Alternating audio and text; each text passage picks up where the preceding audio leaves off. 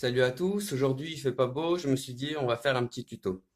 On va faire un petit tuto sur quelque chose qui est très important, sinon ça sert à rien de faire un tuto. Donc on va faire sur l'engagement de hanche.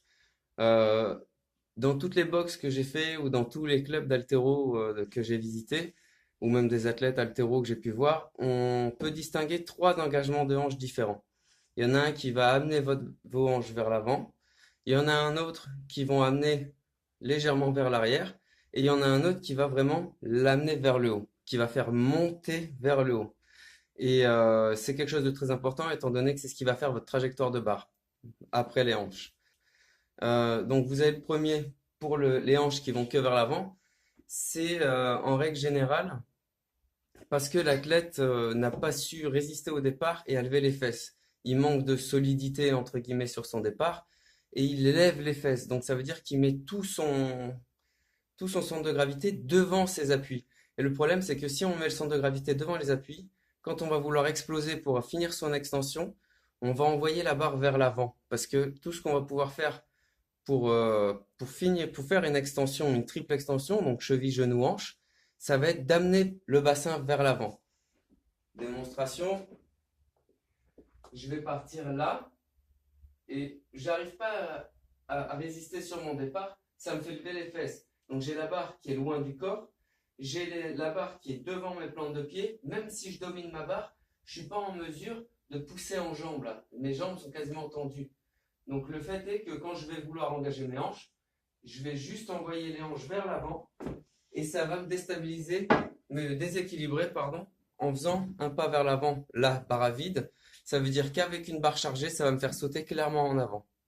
C'est donc un manque d'efficacité pour une montée de barre rectiligne. Le deuxième engagement, c'est celui qui va amener la barre vers l'arrière. C'est celui où, en fait, après les genoux, après le passage de genoux, on va se retrouver assis. On va pas se retrouver à dominer sa barre, les épaules au-dessus, voire même légèrement devant.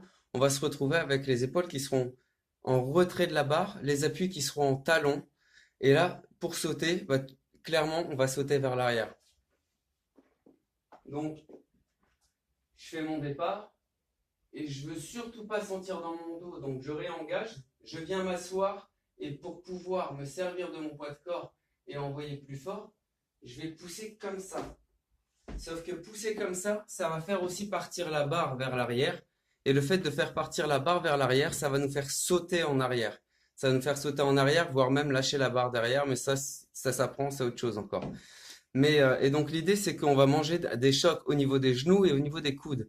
C'est assez dangereux pour le physique et c'est surtout pas efficace pour une montée de barre rectiligne, encore une fois. Et enfin, on a la dernière, la troisième. La troisième, c'est pour moi la meilleure, tout simplement parce qu'en fait, c'est la plus efficace.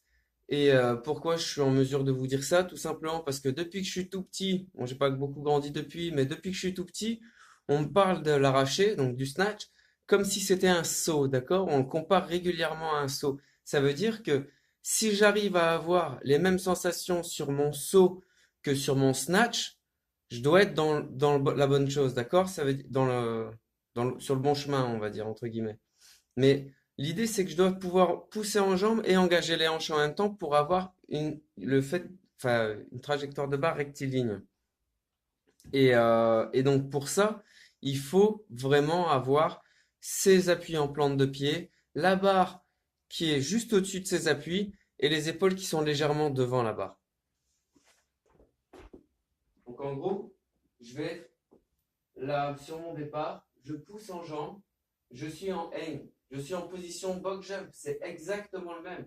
Là, je suis en mesure de pouvoir vous dire que j'ai ma barre qui est au-dessus de mes plantes de pied, que mes appuis sont en plante de pied et que mon centre de gravité est au milieu de mes deux appuis. D'accord? L'idée, c'est de pouvoir pousser maintenant et d'engager les hanches. Là, je suis en pointe de pied, je suis en triple extension et avec les shrugs, ce qui permettra de pouvoir bien monter ma barre. Et c'est ce qui va surtout envoyer ma barre vers le haut. D'accord? Donc l'idée, c'est que cette dernière version, c'est la plus efficace. Si vous n'arrivez pas à maîtriser votre trajectoire de barre, travaillez sur votre engagement de hanche. L'engagement de hanche est plus qu'important pour un bon lift et surtout un lift safe. Allez, be strong, keep calm and lift happy.